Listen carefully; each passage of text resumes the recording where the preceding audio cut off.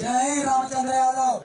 ఎల్లవాళ్ళ సురేష్ యాదవ్ గారు, రామచంద్ర యాదవ్ గారు బీసీవై జాతీయ అధ్యక్షులు రామచంద్ర యాదవ్ గారిని మాట్లాడవలసిందిగా కోరుతున్నాం. కృష్ణం వందే జగద్గురు. బాపట్ల జిల్లా పెద్దగొల్లపాలెంలో ఏర్పాటు చేసిన శ్రీ రాధాకృష్ణ దేవస్థాన ప్రారంభోత్సవానికి నన్ను ఆహ్వానించిన పెద్దలకు, గ్రామస్తులకు, ఈ కార్యక్రమానికి విచ్చేసిన నా అన్నదమ్ములకు, అక్క చెల్లెలకు, యువతకు, వేద పండితులకు, పోలీస్ సిబ్బందికి, ప్రతి ఒక్కరికి పేరు పేరున హృదయపూర్వక నమస్కారాలు తెలియజేస్తూ, నూతన దేవస్థాన ప్రారంభోత్సవం సందర్భంగా ఆ స్వామి అమ్మవార్ల ఆశీస్సులు ఈ గ్రామానికి, ఈ ప్రాంతానికి, గ్రామస్తులకు అందరికీ ఉండాలని, అందరికీ మంచి జరగాలని, శుభాలు అందించాలని, రైతులకు సకాలంలో వర్షాలు కురిచి మంచి పంటలు పండాలని, మహిళలకు సౌభాగ్యాలు అందించాలని, యువతకు మంచి భవిష్యత్తును అందించాలని, ఈ ప్రాంతం ఇంకా ఎంతో అభివృద్ధి చెందాలని, ఆ దేవస్థానము ఇంకా దినదినాభివృద్ధి చెంది ఈ ప్రాంతాన్ని కూడా చల్లగా చూడాలని మనస్ఫూర్తిగా ఆ స్వామి వారిని, అమ్మవారిని ప్రార్థిస్తూ, శ్రీకృష్ణ భగవానుడు అంటే కేవలము ఏదో ఒక ప్రాంతానికో, ఒక రాష్ట్రానికో, దేశానికో, లేదంటే ఒక కులానికో, ఒక మతానికో, ఒక జాతికో, కేవలం మనుషులకు మాత్రమే సంబంధించిన భగవంతుడు కాదు. ఈ సృష్టిలో ఉన్న 84 లక్షల జీవరాశులకు అంతటికీ కూడా శ్రీకృష్ణ భగవానుడు దేవుడు. ఈ బ్రహ్మాండం అంతా కూడా ఆయన యొక్క కనుసన్నల్లోనే, ఆయన ఆదేశానుసారమే నడుస్తుంటుందనే విషయం మనందరికీ తెలుసు. నవగ్రహాలు గాని, అష్టదిక్పాలకులు గాని, పంచభూతాలు గాని ప్రతి ఒక్కరూ కూడా ఆయన కంట్రోల్లోనే ఉంటుంది. ఆయన ఆశీస్సులుంటే ఎవరికైనా ఎటువంటి ఆపద లేకుండా ఉంటుంది. అదేవిధంగా ఆయన్ని నమ్ముకున్న వాళ్ళకి ఎప్పుడు ఎటువంటి ఆపద ఉండదు, కష్టాలు ఉండవు, నష్టాలు ఉండవు అనడానికి అనేక సందర్భాలు మనం చూసాము.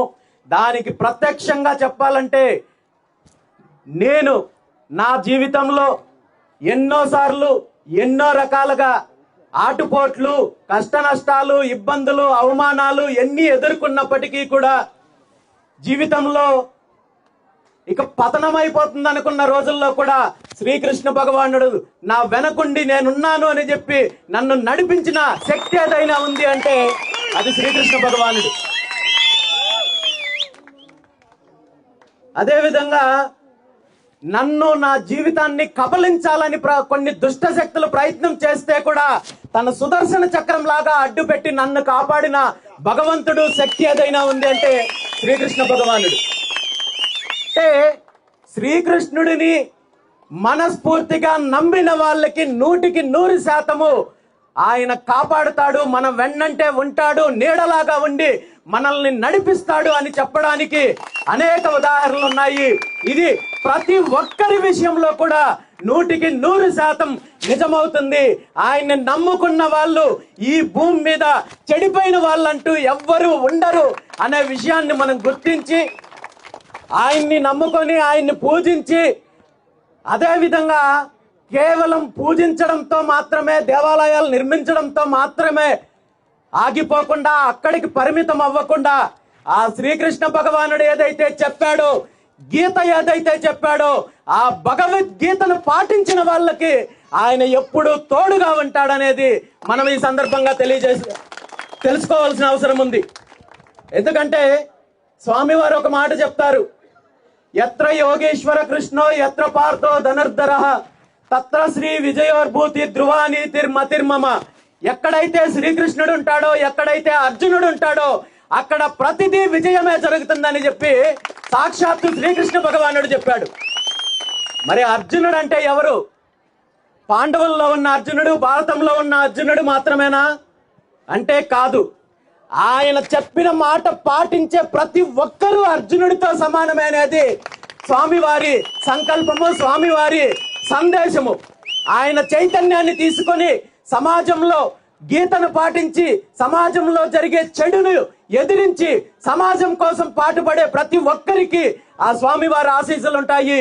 ఏదైతే ఎక్కడైతే దోపిడీ జరుగుతుందో, ఎక్కడైతే అన్యాయం జరుగుతుందో, ఎక్కడైతే అరాచకం జరుగుతుందో అక్కడ మనం ఎదురు నిలబడినప్పుడు 100% స్వామివారి ఆశీస్సులు ఉంటుంది, మనకు విజయం వస్తుంది, అందరికీ మంచి జరుగుతుంది అనే విషయాన్ని స్పష్టంగా ఈరోజు అనేక సందర్భాలు నిరూపితమయ్యాయి. కాబట్టి ఈ రోజు స్వామివారి సంకల్పంతో ఈ గ్రామంలో ఎంతో వైభవంగా ఈ కార్యక్రమాన్ని నిర్వహించిన పెద్దలకు, వేద పండితులకు, అదేవిధంగా దేవస్థాన నిర్మాణంలో సహకరించిన దాతలకు అందరికీ కూడా మనస్ఫూర్తిగా అభినందిస్తూ ఆ స్వామివారి ఆశీస్సులు ఈ గ్రామానికి, గ్రామస్తులకు, ఈ ప్రాంతానికి అంతా ఉండాలని మనస్ఫూర్తిగా తెలియజేస్తూ ఈ దేవాలయ అభివృద్ధికి సంబంధించి నా వంతు సహాయ సహకారాలు ఎప్పుడు ఉంటాయని చెప్పి కూడా ఈ సందర్భంగా తెలియజేస్తూ, ఈ అవకాశం నాకు కల్పించి ఈరోజు ఈ కార్యక్రమంలో పాల్గొనే అవకాశము, మీ అందరినీ కలిసే అవకాశము నాకు కల్పించిన పెద్దలకు, అదేవిధంగా ఈ గ్రామానికి మొట్టమొదటిసారిగా వస్తున్నప్పటికీ కూడా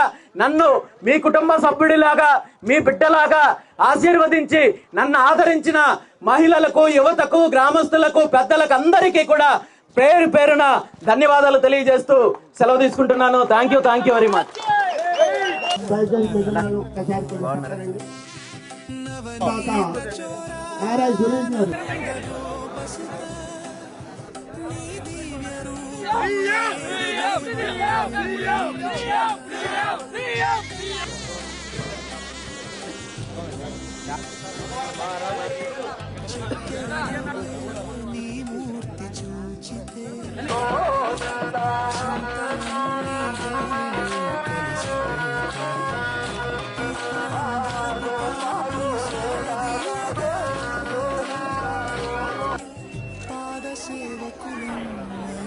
జై శివాయ.